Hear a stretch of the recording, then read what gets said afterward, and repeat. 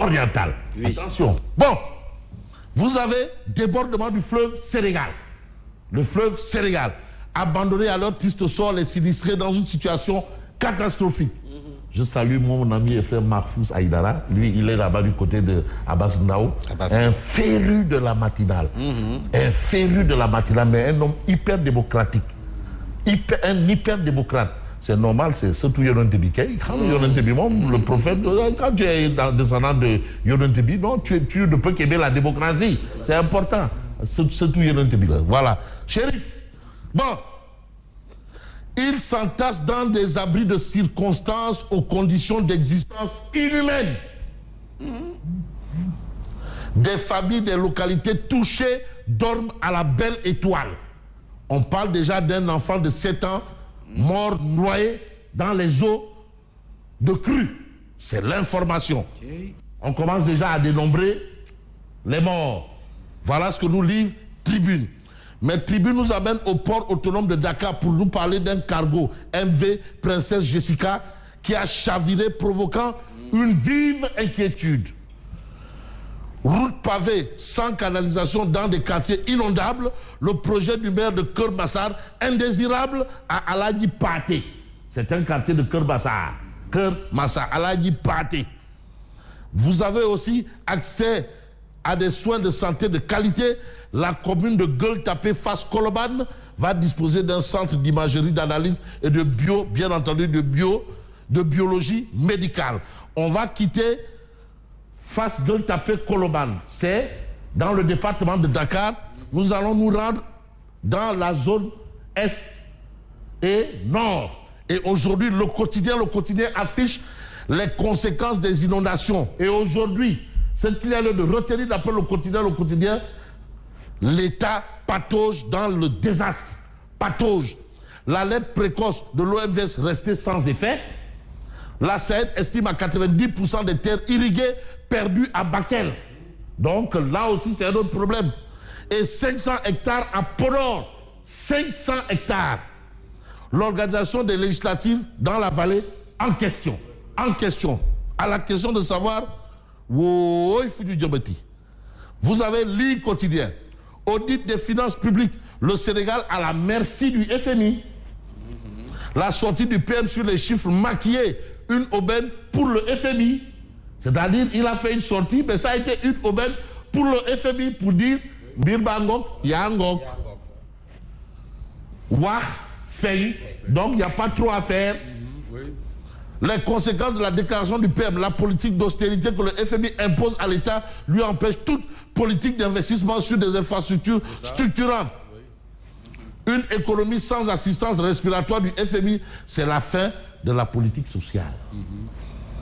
Il est rare de voir un pays se mettre volontairement sous programme du FMI. Parce que là, ça nous renvoie encore à derrière, vers les années 77, là-bas.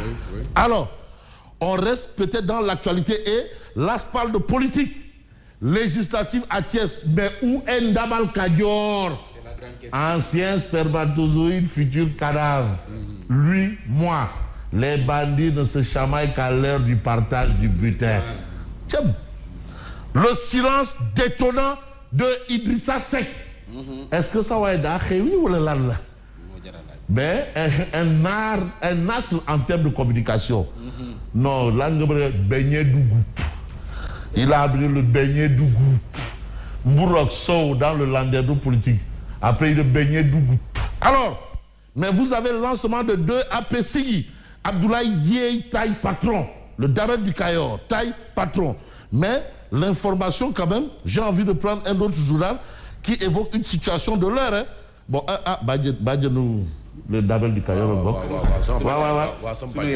Suñu bàjjen suñu yaay booy wax dëgg yàlla moom mère maman la super Magu Jambour yoo kay yoo yaay Sénégal yoo yaay Sénégal yoo sa maam liggéey na Sénégal barak bi wàllu barak mooy Sénégal yoo yaay Sénégal alors voilà nañu da ngay bot ñëpp waaw ndeysaan ay dambooj xoolal liggéey bu rafet li muy def caravane de l'entrepreneuriat en zone de centre docteur Aïda Mbodj super liggéey Non, elle est chef religieux, elle est chef traditionnel, hein? Chef coutumière, oui. Chef coutumière, intronisée, super ligueur. Barak, Tideret, Tilet. Et ces équipes pionnières d'une révolution économique au service des territoires. Dr Aïda Mbodj a effectué des visites d'antenne, mais dans la zone, dans des zones centres. Et aujourd'hui, quand même, les choses bougent dans ce sens. Non, Ndadan, là. Bon,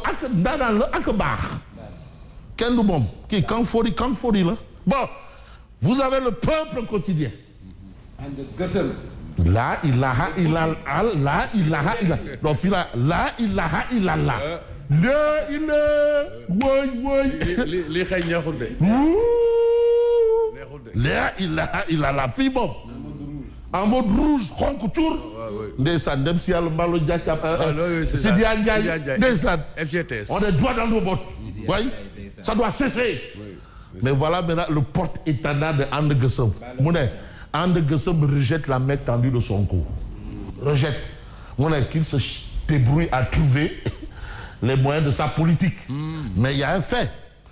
Il y a une histoire de correspondance que And Gueusseum a adressée à monsieur le Premier ministre. And Gueusseum a déploré le silence du Premier ministre sur sa correspondance du 22 avril 2024, demandant un dialogue avec le Premier ministre. Donc jusqu'à présent, il n'y a même pas accusé de réception de la correspondance. Grand, pro, bi And Gueusseum la de. And Gueusseum. Yëngal Gueusseum. ñoom kay si Gueusseum ne passe pas Boudy, si Boudy ne passe pas Selpi wala Faxat. C'est une alliance de syndicats hégémonique. Voilà. Dans le monde syndical, l'amnistie ne se décrète pas. Elle se sécrète. L'amnistie se sécrète. Ça ne se décrète pas. Il faut waxtaan. Mais décréter dit. Au nom de quoi? Au nom de quoi? Voilà. Donc voilà, And Gueusseum, tu vois, là, ça sort. Mais on va peut-être voir ce qu'il y a lieu de voir. Mais là, Aïcha Fall dans le point actu, quand même, le point actu, là, Aïcha Fall, super ligueur. Hein, il faut quand même, malheureusement, le point actu de faire, oh, sorry, parce que Chimère va bientôt faire les chi. Ouais, bon, voilà. Ah, le point actu. Voilà. Ah.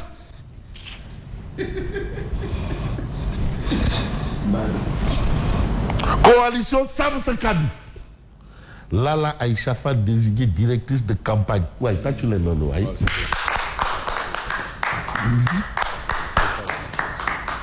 Quand tu l'es lolo, ouais. Bon, je serai peut-être pas en mesure de faire le point avec Omar Diakité, puisque le temps ne peut en aucun cas suspendre son envol.